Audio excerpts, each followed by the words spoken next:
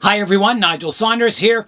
It is a beautiful sunny day outside and I'm going to be heading out to prune up the larch forest and do some landscaping on it. And I'm dying to get outside, but first I've got to finish these bonsai pots. So I'm going to sand my small pot. It has one coat of primer on it, and I'll put my first coat of primer on my larger pot. I've got some 800 grit sandpaper, so I'll use that on the small oval pot, and I'll just kind of sand the primer, trying to get it really nice and smooth. I mean, it'll always have a few imperfections, but the goal is to get this pot looking really miniature. And to do that, I need a fairly smooth surface on it. The scraper worked really well getting all those 3D printed lines out. And people have suggested using acetone to smooth out your 3D prints, but I'm just afraid I'll lose the detail on my feet if I do that. And it's kind of a noxious chemical. If I can do it with a scraper, a bit of primer and sandpaper, I think it's a little better for my health. So that's got the outer edges nice. I'll do the top lip, which I also scrape smooth. I had an interesting conversation about 3D pots in the comments section, and some people don't agree with plastic pots, but I say, what's worse, a 3D printed pot or some mass-produced pot from Taiwan or China that's mass-produced in a factory, poor quality, no art in it or no thought in it, just pumping them out. They're like the worst kind of bonsai pots you could ever get, I think. At least these 3D pots will last a long time. Okay, so that is ready for another coat of primer.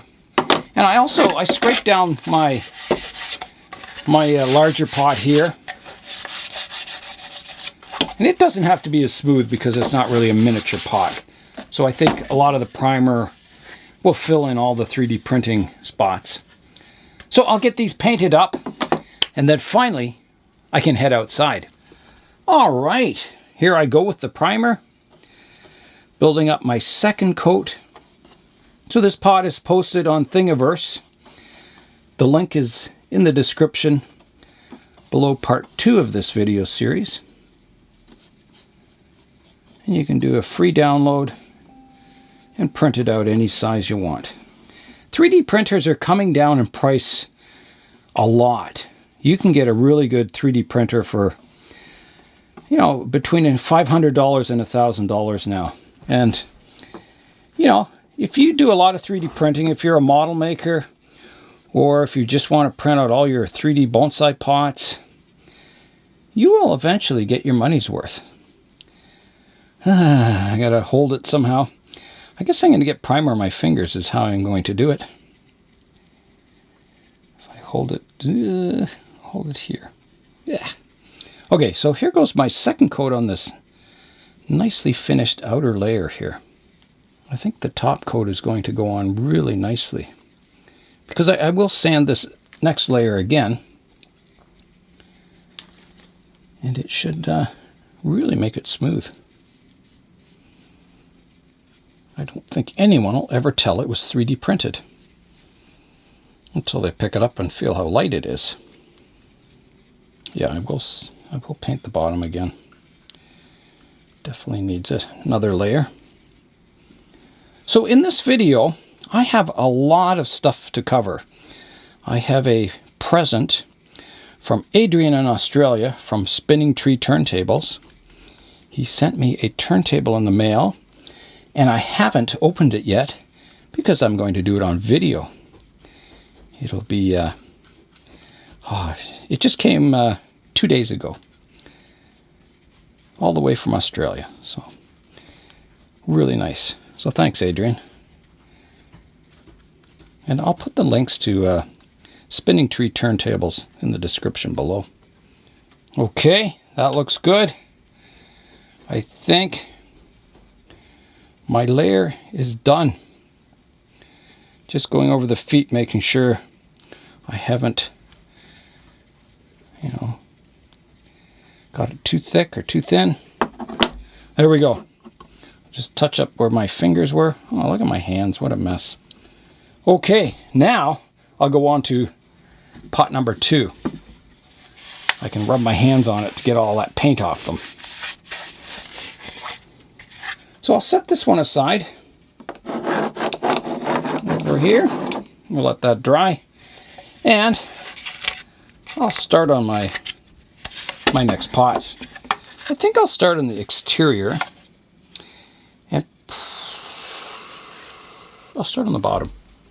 The primer really fills in all those, 3D printed lines. I'm putting it on fairly thick, but it can take it because of those 3D lines hold the paint in place really nicely. It doesn't run or anything. It's an excellent surface to hold paint. So this pot was the maximum size that I could fit on the bed at the library 3D printer. The 3D printer at the library, it's busy all the time. There's kids in there printing things and adults. Okay, the bottom is all done. I'm going to start on the sides. And how am I going to hold this? I think from the holes inside like this. Here I go. The sides are being painted.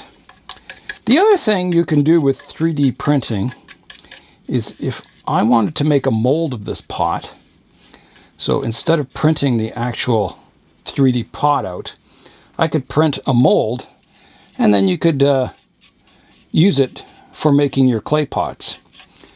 So I could, make the male and female mold, put my clay in, squeeze it down, and you get a pretty nice looking clay pot. So it's not just for, printing plastic. You can make all kinds of tooling out of it too. Mold making. You could even make a mold for making cement pots if you wanted. The sides and the bottom are done. Just going over making sure there's no runs. It's all looking good. And now I'll flip it over and we'll do the inside. Boy, did I get my hands all covered in paint. We'll get out the Varsol and give them a clean. Yeah, we had a really cold week of temperatures, like highs of -8 and lows of -15 to -18 at night. So I didn't really want to be working on the larch forest out in the cold in the greenhouse. And I don't want to bring it up into the plant room here. I don't want to stimulate it to come out of dormancy at all. I mean, it probably wouldn't hurt to have it in the plant room here for a while, but the only way I could fit the larch forest on this table is if I took all my other trees and located them elsewhere in the house, because I just don't have enough room in this plant room anymore for all my trees.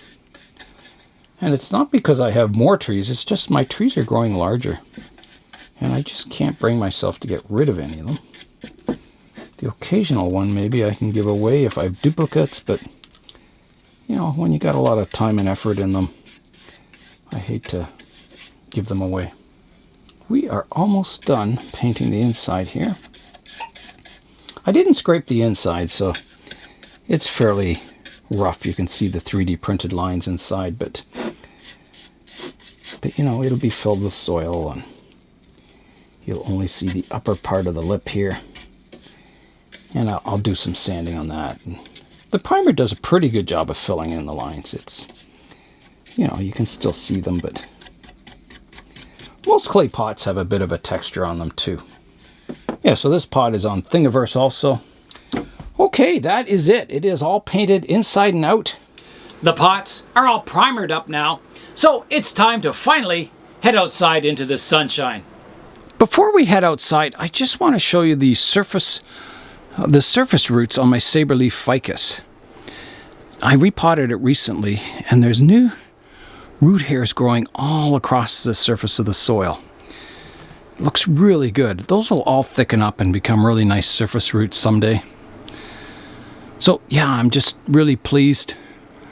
No new growth on the top of the tree yet, but I'm sure that'll come once those roots get established a bit more. I'm outside now, and you can see how nice and warm and sunny it is. So I'll go inside now and get the larch forest and begin the work.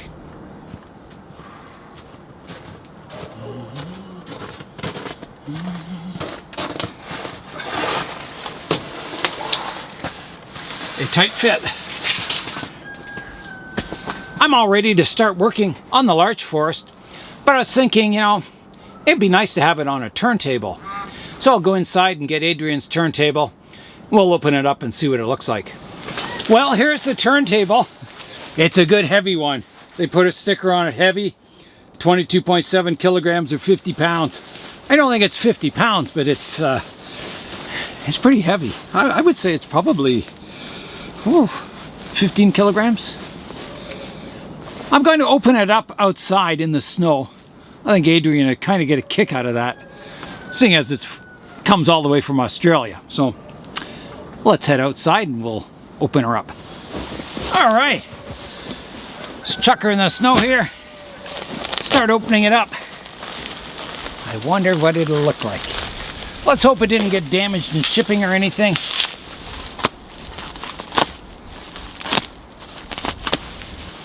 Okay, stick those in my pocket. What could happen? Nothing. Nothing bad ever comes from sticking bonsai scissors in your pocket.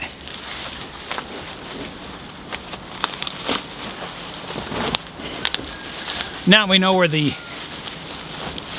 22.7 kilograms comes from. It's from the plastic. There we go. Another layer off. The reveal. This is the bottom. And we'll turn it over. Let's see what it looks like. Here it is. Oh, the bonsai zone. Wow, is that ever cool? The bottom spins. Wow, I love it. That is really cool. Thanks, Adrian. This is awesome. Is that ever beautiful, the lettering? That looks really nice. If you can see, it's kind of 3D lettering. It's cut out of one plate. And then there's a backing plate that's painted black, I think. Oh, it's all black inside. That looks really nice. That's amazing. Let's go in the greenhouse and try it out. I've got the turntable inside on the bench. Here it is here. See, it just spins beautifully.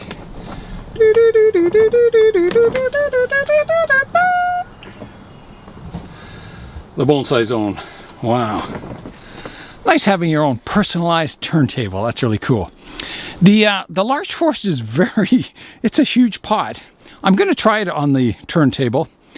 If it's too big, I won't use it, but this will certainly do for 90% of my trees, that's for sure. Wonderful. Okay, let's give it a try. Well, the feet of the pot fit nicely on the turntable. That works really well. Look at that. Wow. That's amazing. That is fantastic.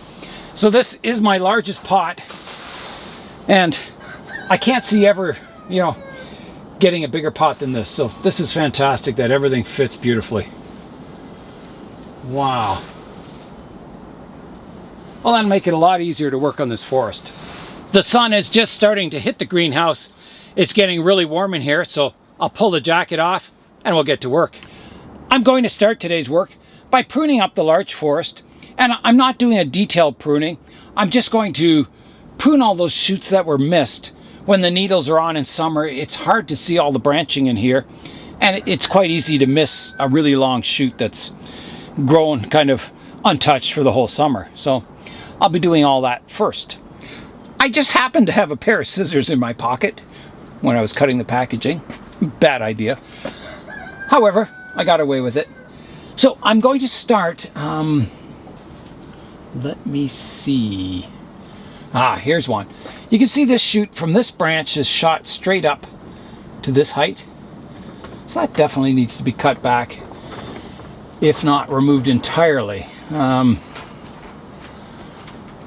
certainly don't want growth shooting straight up there, but I'll prune it back short, keeping some outward facing buds like that. There's another one here that's shot straight up, and again I'll prune it back to the first set of buds like that. There's another one in here that's shot straight up. Cut that one back. Remembering that my plan for these branches was to have like a single leader to the branch and then a lot of fine branches coming off of it. And those fine branches coming off it don't have to be smooth flowing branches. They can be all zigzaggy branches like larch trees have in real life. So full-size larch trees. So I also never finished cleaning off the lichen back here either, so I'll have to finish that also. Here's another branch. It goes from here and it goes all the way up to the tip here. So that is in one season. It's just grown, and because it was in close to the tree, I didn't notice it. So yeah, that shows how vigorous these trees can grow if they're not pruned in the season. They'll just grow, they'll grow wild. So I'm going to prune that off also, and I'm looking for a bud down low here, right here. So off that comes. There's how long that branch was. So I'm looking for other ones, kind of branches that escaped. Here's another one. It starts from this branch and it grows all the way over to here. So that needs to be cut back, and I'm just seeing back to here. There's a branch way up here that goes from the branch here up to here. It's way, way too tall. So I'll cut that one back to there. There's a branch on the inside here. It goes from this tree and grows right over to the trunk of this tree. So that needs to be pruned back to there. There's a branch here. It starts from this branch and it grows all the way up to here. It's a very long branch, so I'll prune that one back to here. Like that. So it's really important in a forest to clean up all that inner structure so the trees aren't overlapping each other. You want the branches, each tree to have its own room. You don't want them crisscrossing branches in the interior of the forest.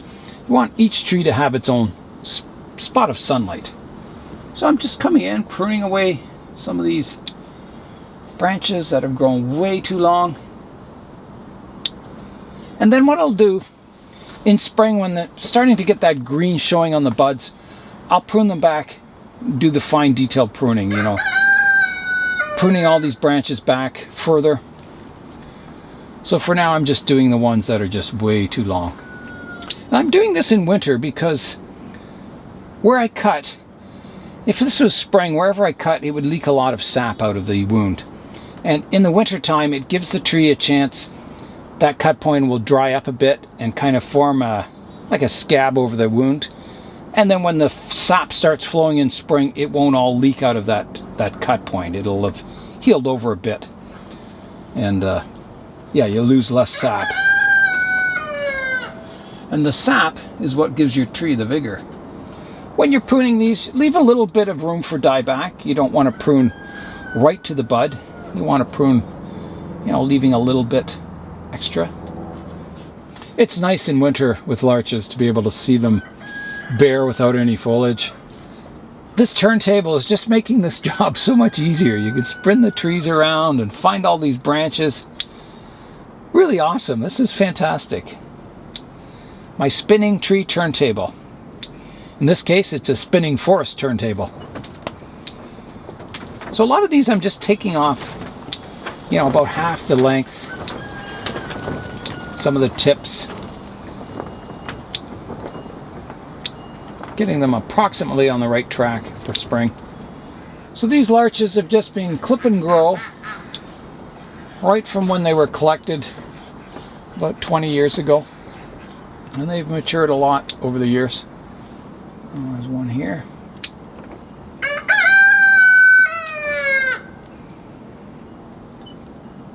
Nice quiet Saturday morning.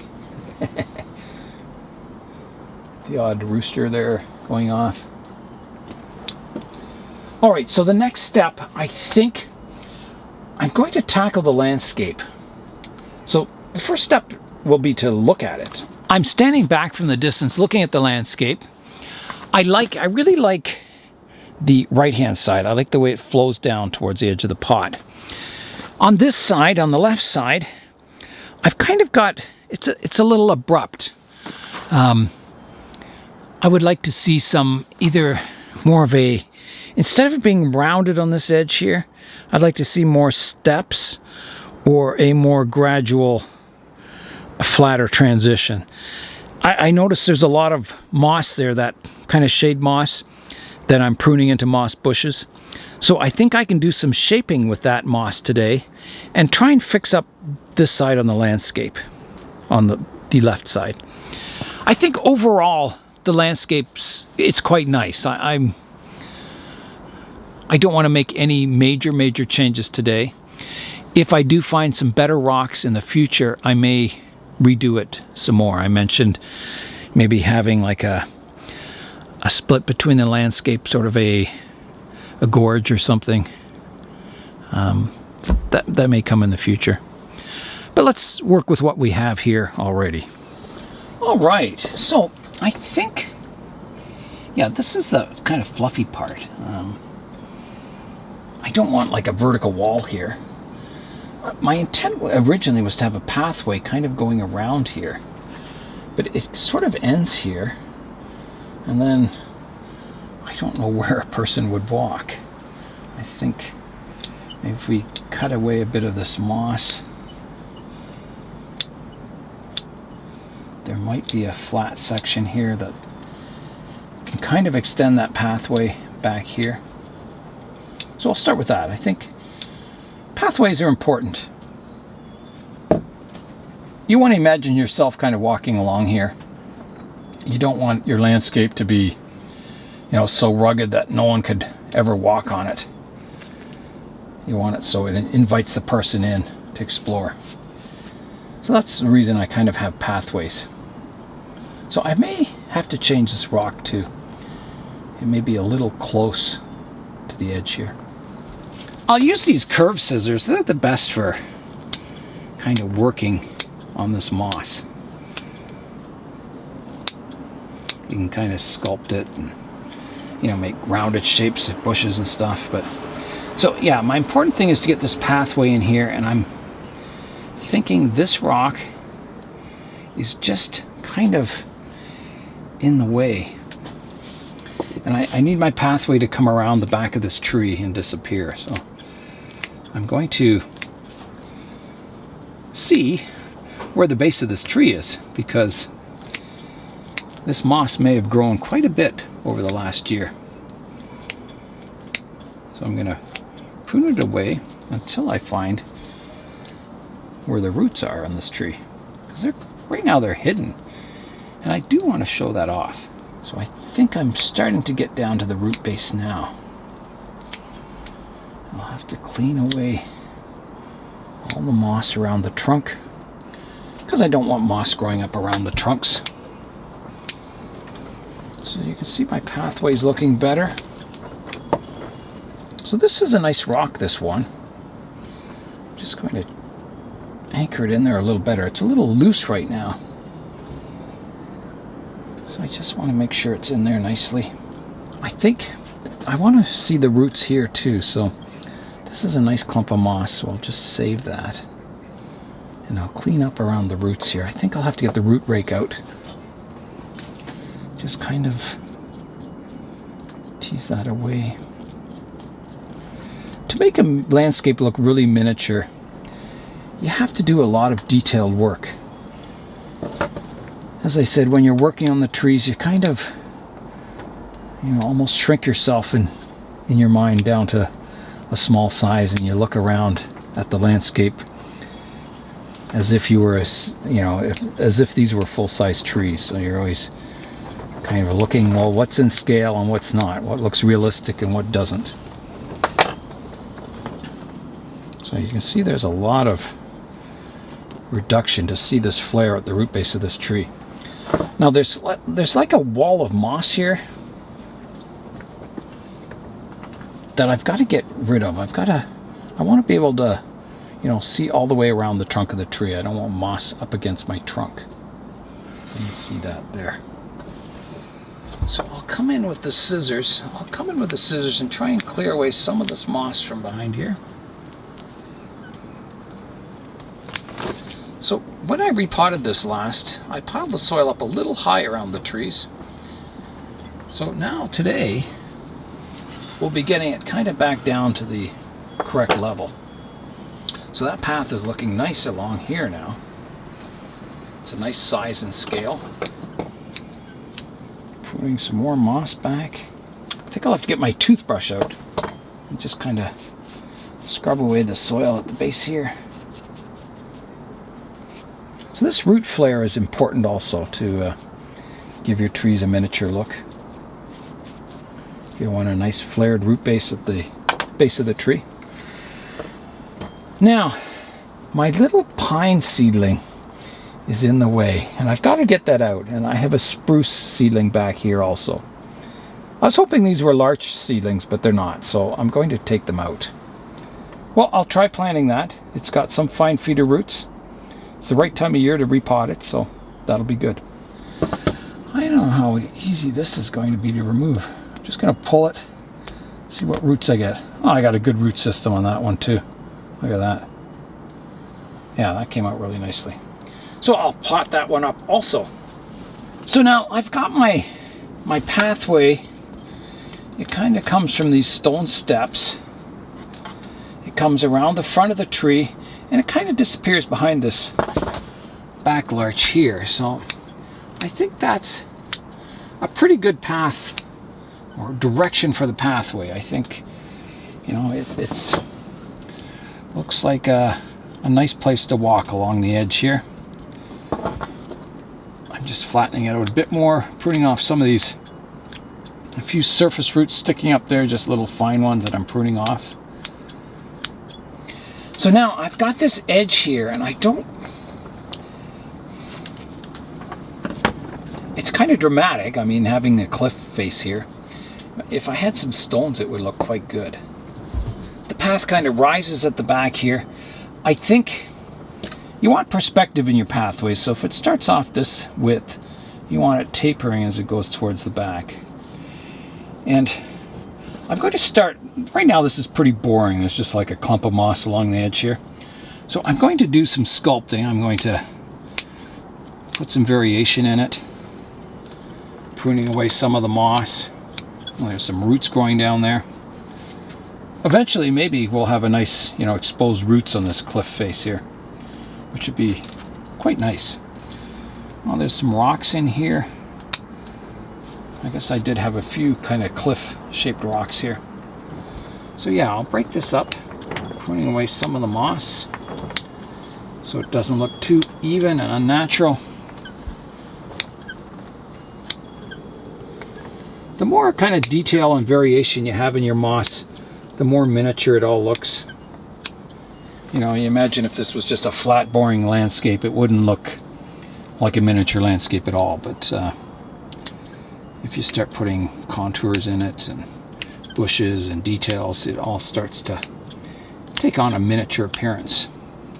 And some people, when they grow bonsai, they don't seem to be too concerned about creating a miniature appearance with their tree. But I think that's the magic of bonsai, is having miniature landscapes and trees.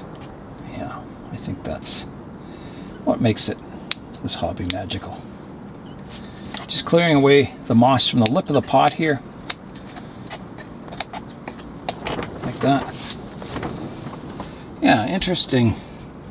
Definitely need something here. Maybe even this rock.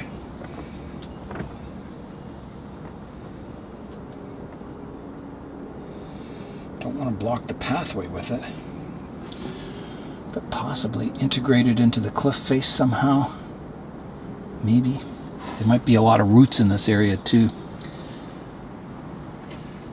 Looks good with the rocks back there, but kind of blocks my pathway, doesn't it? But I don't know, maybe you can have to climb up in the rocks and go around. I think that's what the solution will be. Yeah, I kind of like those rocks there. So you come along the path and you have to kind of step up on the rocks and go around. We'll get some sand on these pathways too. The moss quickly grows in on the sandy pathways. So if you don't like if the pathway sticks out too much, then you just give it a bit of time and it grows moss on it and it blends in really nicely with the landscape. Yeah, I really like that rock back there. That really is a good feature to have. Okay, so I was working on this tree now. I hope as you're watching this video, you kind of maybe makes you feel like you're looking at a, you know, full-size trees. Other than my giant scissors in the way here. But yeah, because that's the way I feel now. I'm looking at this forest as if I were a miniature person. So this will be a bush here, and I'm going to kind of prune it rounded. See what it looks like anyway. I don't want just, you know, a mass of moss. I want it to be shaped. And I want it away from the trunk of the larch tree. So I also, there's a tree back here that is all covered, the base of the tree is all covered in moss, so I'll have to clear that out also. So that's getting better, the base of this tree. So let's see, I'll have to pull some moss up from up here. So I'll just start pulling this moss away with my hand.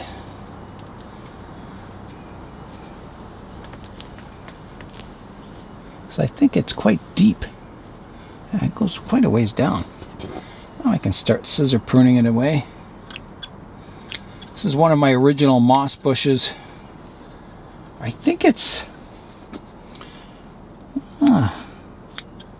maybe be its 5th growing season coming up. Incredible things. I just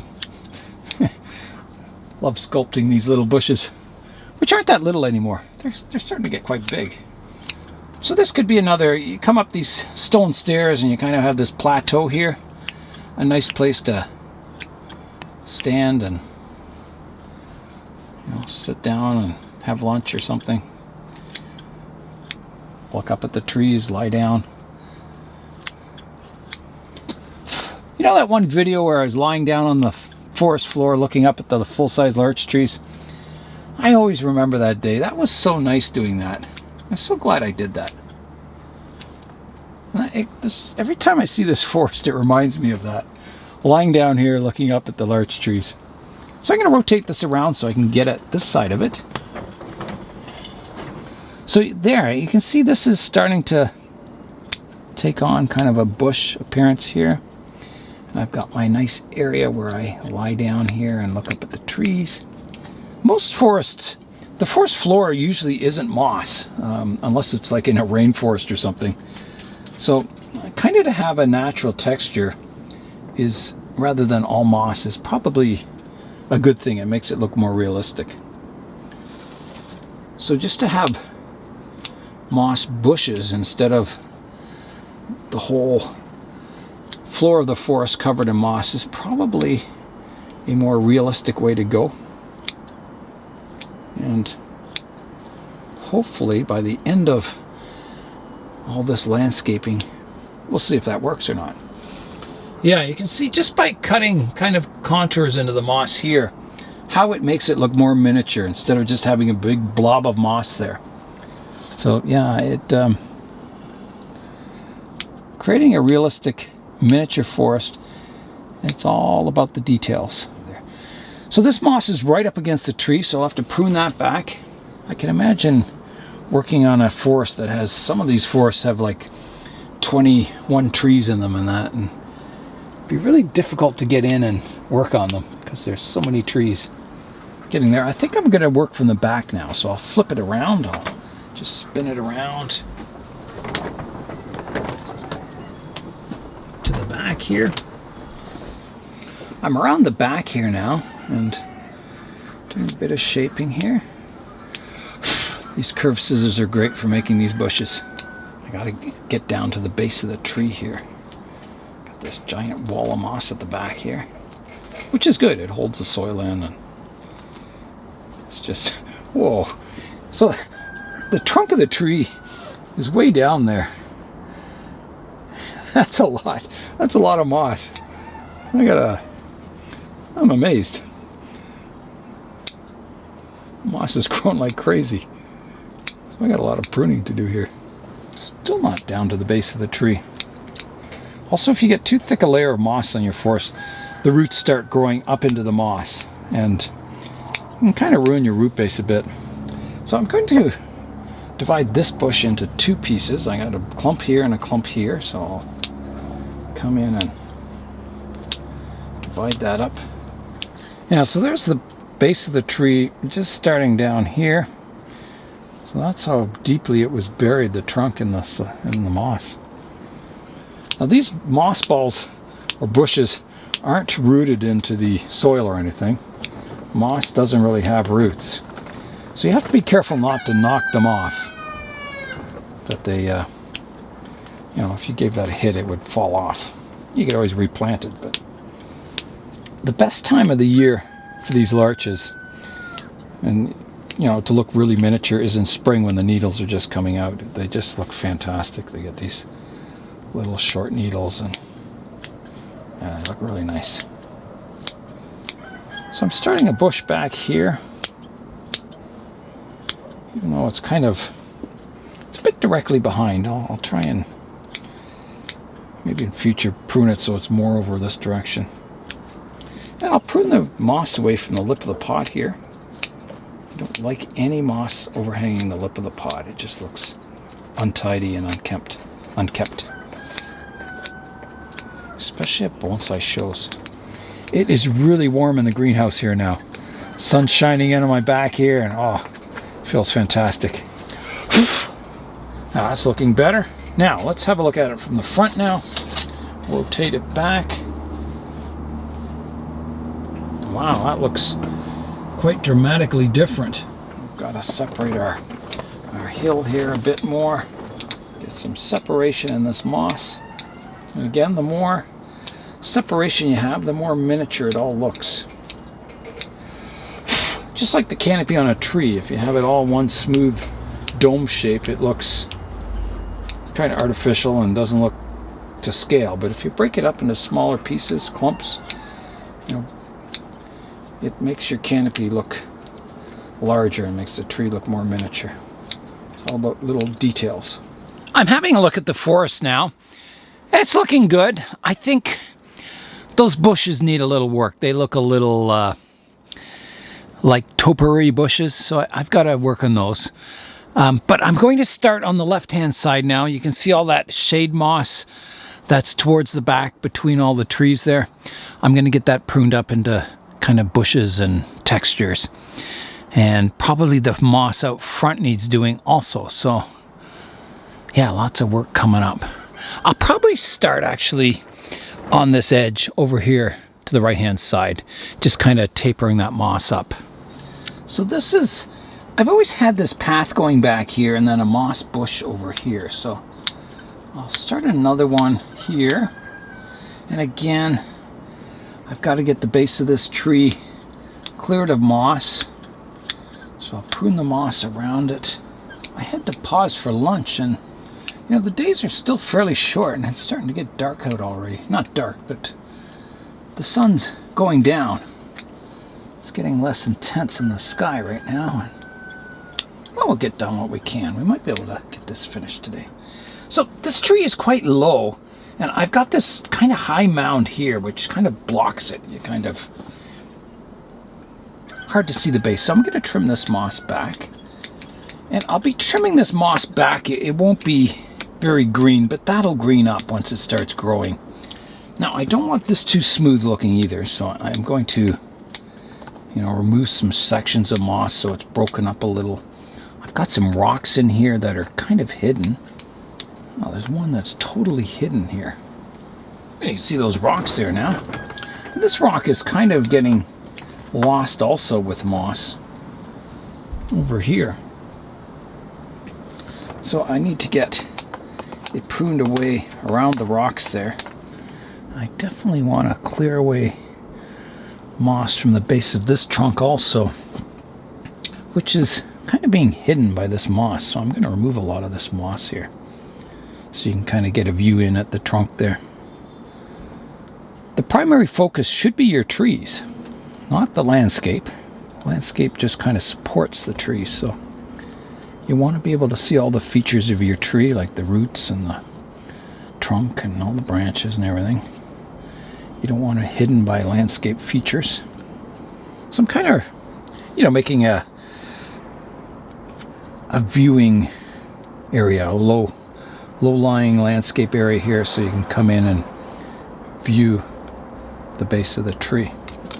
So right in here, there's a root. This is the trunk, and then there's a root that crosses right in front of the trunk there.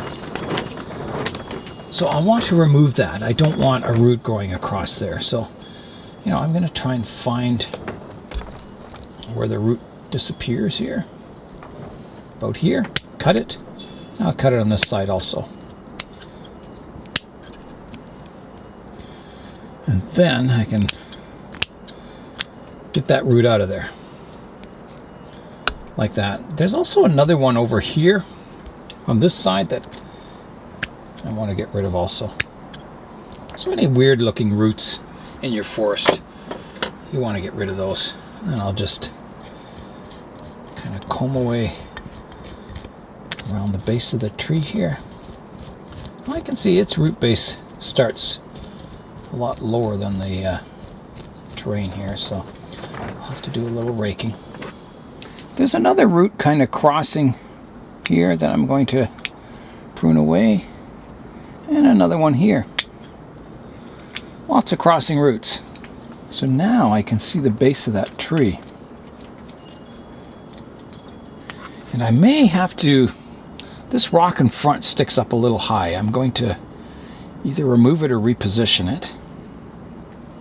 And for now, I'm going to, there's some roots growing into the rock there. I'll just prune those roots away. It doesn't hurt to do any root pruning this time of year. The roots are all dormant. There's another rock here that was hidden. I want to create an opening so you can view these trees. Yeah, there's another rock there that was totally hidden. So a lot of roots in this area. I'm going to prune them back. If you have a nice radial surface roots, they're a nice feature in a forest. But ones that just go randomly across the landscape aren't very attractive. So you don't want them growing everywhere. That looks much better. I like that. Now, I think what I want to do is connect this kind of part with this trunk back here, which is also getting buried in moss. So I'll get out my tweezers and I'll start removing the moss from this area. We'll kind of try and interconnect these two areas. They'll be the kind of low-lying areas of the forest. Maybe a boggy area or something. So I've got to do something back here. I've got, this tree's quite low, but the moss is really high behind it. So I don't want it to look like it's sunk into some pocket here. So I'm going to have to clear away some moss from the back.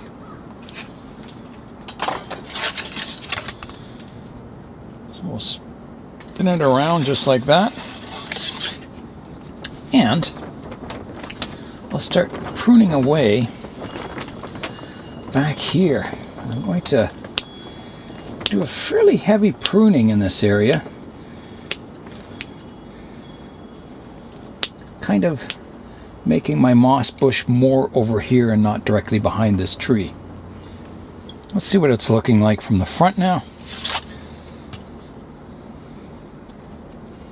Yeah, that looks nice, having this low part in the forest. It looks really good. So let's continue with that. And we're getting down close to the soil level here now. And there's a stone in there that I didn't know was there. Buried in moss. Finding all kinds of interesting things today. Now there's one thing I've thought of these moss bushes. It's possible to prune them into conical type bushes to look like, you know, small coniferous trees possibly. I've been thinking of maybe trying it. And I may try that today. See what it looks like. If it doesn't look any good, I can just let it grow until it gets rounded again. Never hurts to try things. I'm still clearing out moss from around the base of this tree. Let's go back to the front.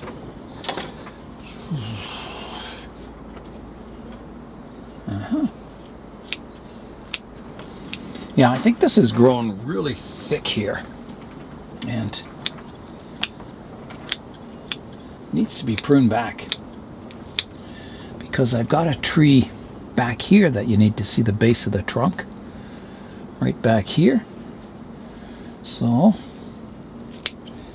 there's going to be a bit of moss pruning going on here. I don't know how far down the root base is on this tree, but we'll soon see. It's quite low. Almost down to the level of the lip of the pot. Now let's go back to the front here. Yeah, so this has all got to be pruned. Got to be able to go in and see the tree, so a lot of moss needs to be cut away. Unbelievable how well this moss grows. Keep it watered and fertilized, and just loves growing. So you let it taper it around this tree also. We've got to find the root base of that. I'm going to work on this edge here, getting it tapered more. I don't like that rounded part going down to the lip of the pot, so I'm going to prune back the moss here, getting rid of a lot of the thick stuff. So this will all green up again.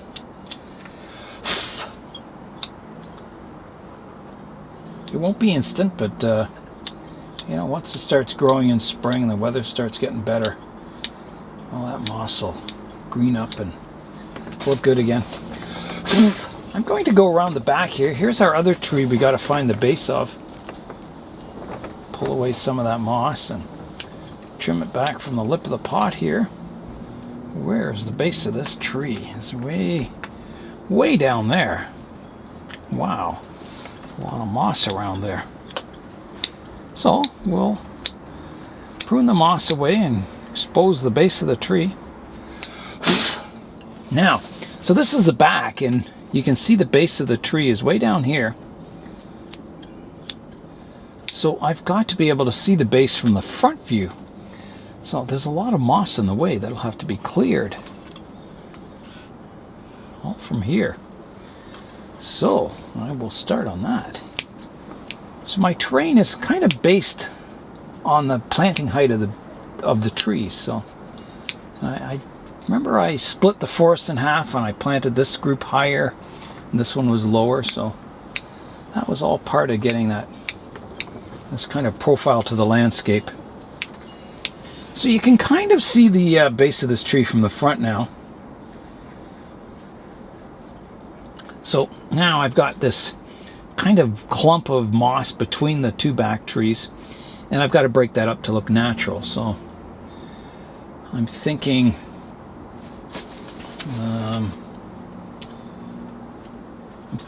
maybe 3 different clumps. So I'll start by creating a back one here. So I'll clump back here and then divide this front one into clumps. Kind of roughed in now. And I don't want them all in a straight line, so I'm going to offset them. So this one will be over towards the right, and the other will be over towards the left. And I've got to be able to see the trunk here, so I've got to do a lot of pruning here also. I still, too rounded here, I've got to cut this back. I don't like the height of the moss in that area. Got to get some areas right down to the soil level, removing all the moss. These scissors are just from the surplus store. They're used for I think like surgical scissors, and they're fairly inexpensive. They're only a couple of dollars each, but you have to sharpen them. They don't come very sharp, or at least the ones I bought didn't. But they're easy to sharpen. And you don't want to use good scissors for this kind of work because it dulls them really quickly, cutting into soil and moss. So these scissors will probably need to sharpen after I do all this work. And I should do a video that shows you how to do that because it's not that hard. It makes them really sharp. How are we doing here? It's not bad. It's a little boring here. It's may need another rock somewhere.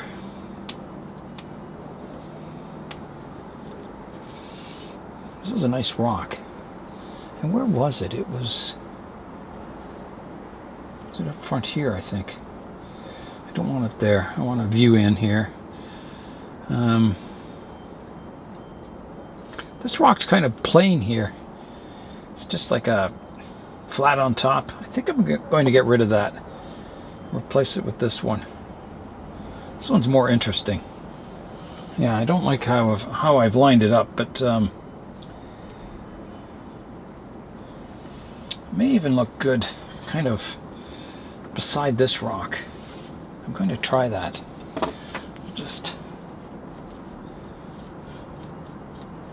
Rock planting is something that's just trial and error. You just try it in places, and if it looks good, you keep it. If it doesn't, try a different spot. That's not bad there. I kind of like it, actually. It looks very natural. You just need enough rocks to kind of create the illusion that it's a rocky, hilly landscape. The more rocks you add, the heavier the planting gets, and I know this planting is heavy enough as it is, so I don't want to add any more rocks than I have to. There's another nice rock here that's not being shown. Again, if you're going to have all the weight of rocks, you want to be able to see them. Otherwise, there's no point having them in your planting. It just makes everything heavier for no reason. I think I kind of created this low spot here, and I think I want to continue it out here so you can see the face of this rock. There's no point having a mound here. So I'm going to get rid of all this moss up front here. And then kind of comb out my roots there, the soil, and have that as a kind of a low area in the forest. You want your forest to go from, very low, just below the lip of the pot, to some high points. And the more contrast you have, the more variation you can have in your terrain, so it's not all flat looking. You want all those differences in height. So there's a lot of roots here that I'm going to root prune. So now we can see the base of this tree really clearly. I'm going to create a channel. I like these channels cutting into the landscape. So I'm going to create a channel cutting in here also. Kind of draws your eye towards the center of the forest too. There's another rock in here that's buried. Ah, yeah. Look at that. I didn't know that was there. So there's another rock. That breaks up that area really nicely. I could still do a bit more work here. Now I'm going to prune back here a little bit, kind of creating this gully here a bit more, or making it a little more defined in here. Really enjoying working on this landscape. I would highly recommend you start a forest. And even though, at first your trees don't look that developed, but they get there over the years, and doing the landscaping is really fun. It's you don't need really spectacular trees to enjoy, landscaping and making your forest look realistic. Even with very young trees, it still looks like a great forest. Okay, I want to take a look at the overall composition now and see what direction I want to go.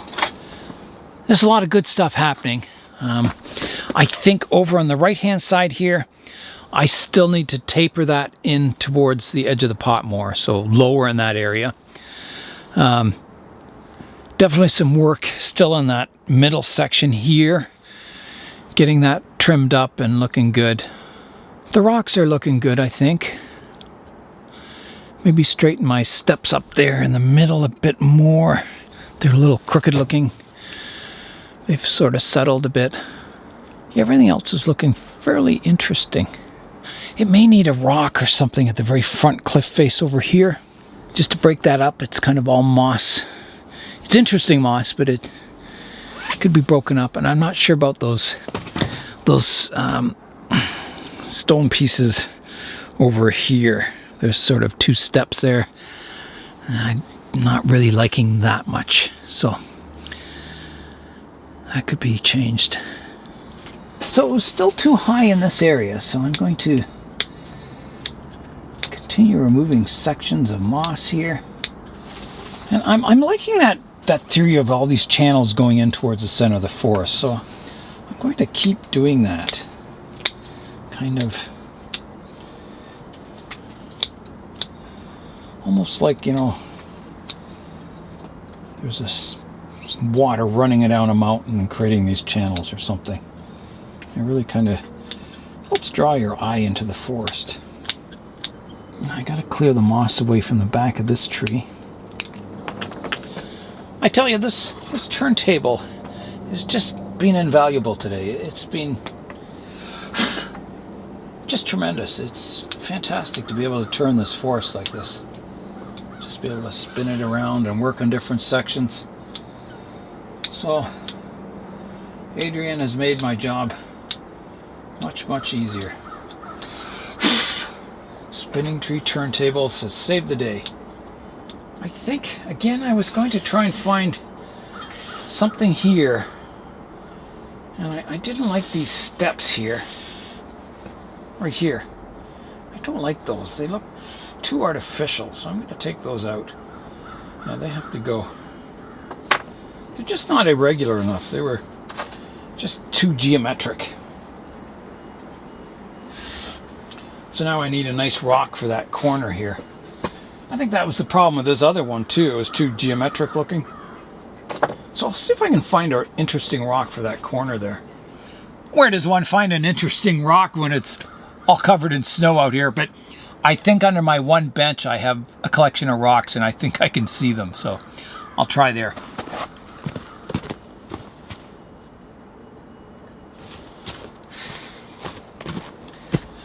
Well, those rocks are there, but they're frozen into the ground, so that'll have to wait. I'll have to find, you know, a small interesting rock that goes in that spot and maybe a few other ones along that cliff face. The sun's getting quite low. It's you can see it shining. It's just starting to kind of set behind the fence there. So it's getting quite cold and dark in here. So I think I'm going to continue on the larch forest tomorrow.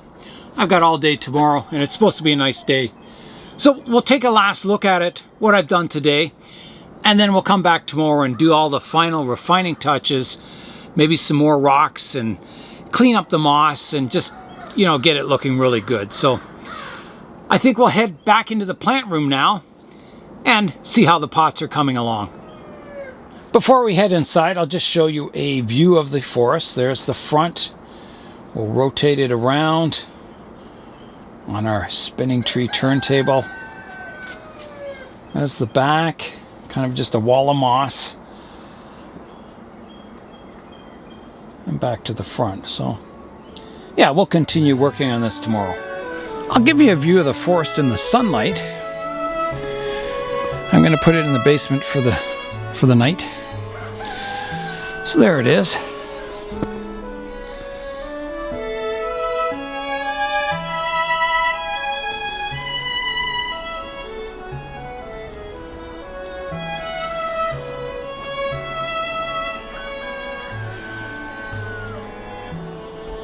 So hopefully it looks like early spring in the mountains to you.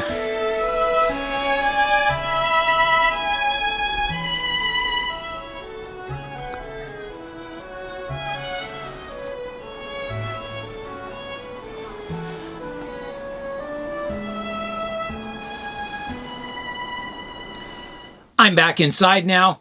Let's see how our pots are doing. The pots are looking quite good.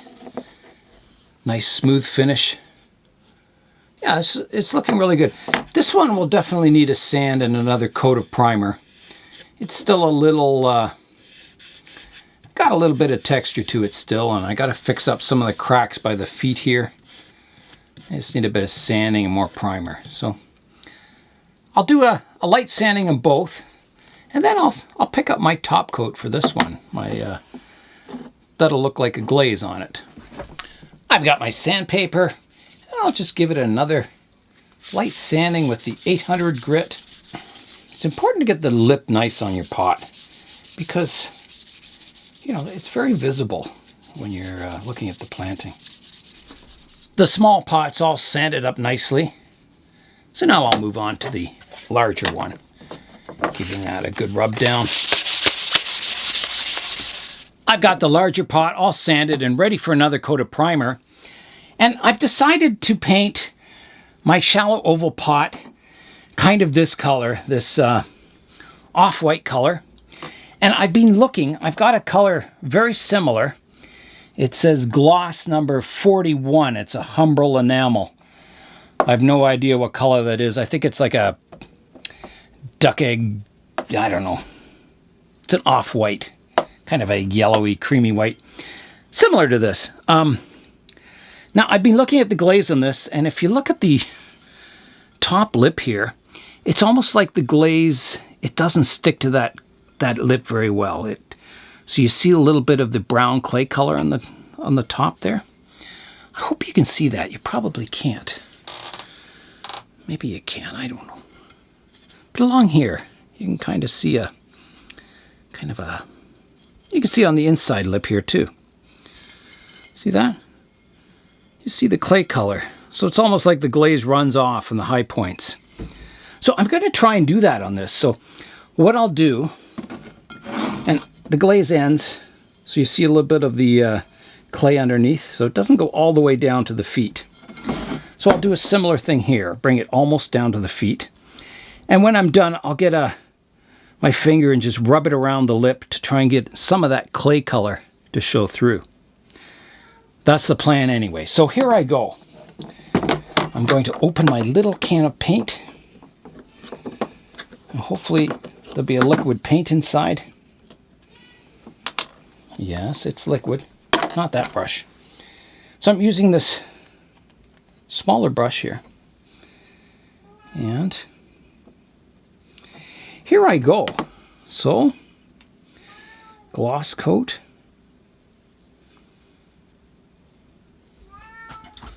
Okay, here comes the highly experimental part. I'm going to hold the pot in the center, and then I'm going to rub my finger around the edge. I don't know if this will work, but here goes.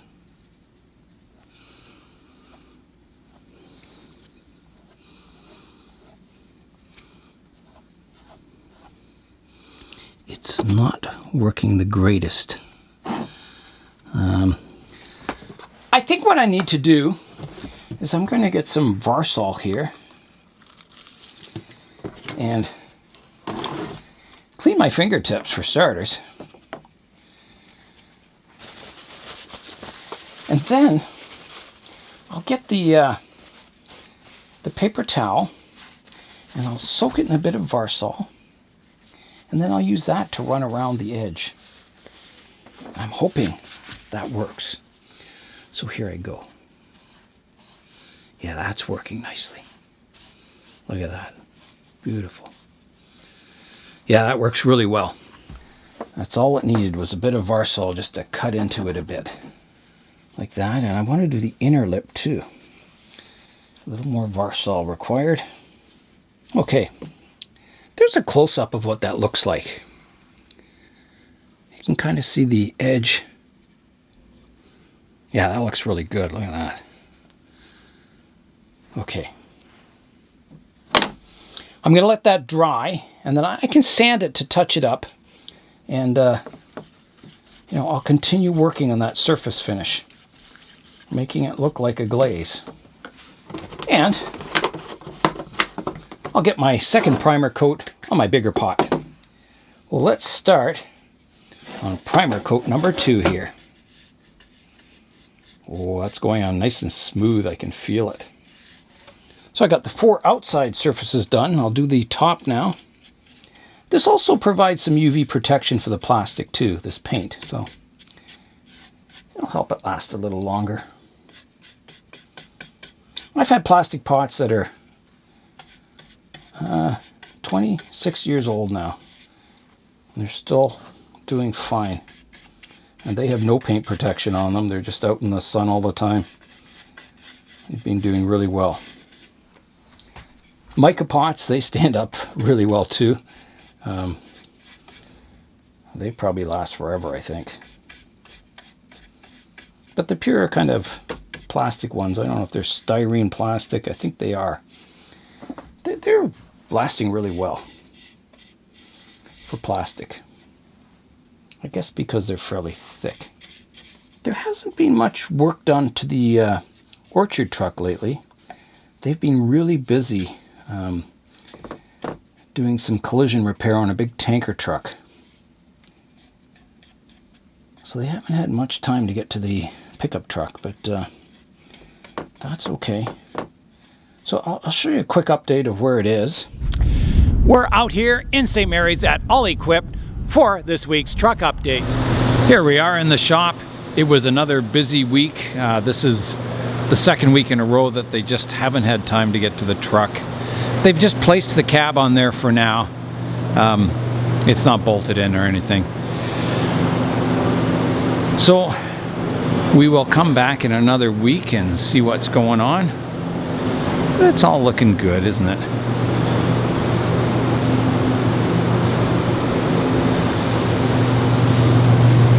And there's the tire there.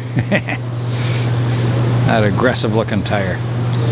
Yeah, so that's this week. No change to the actual truck. It's just they did a little bit of work on the body filler down there, but not too much. The bed is standing on end here, and I think all the work is being completed underneath. All these cross members, yeah, they're painted black. Everything's looking good.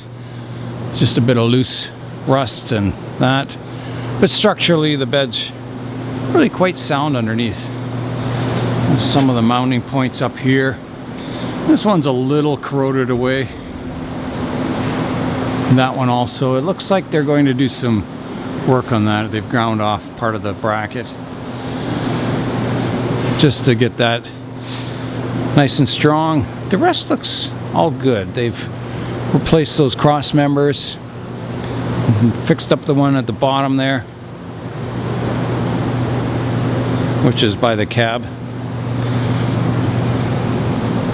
Yeah, so you know, there's the odd hole in the fender well there, if you can see that.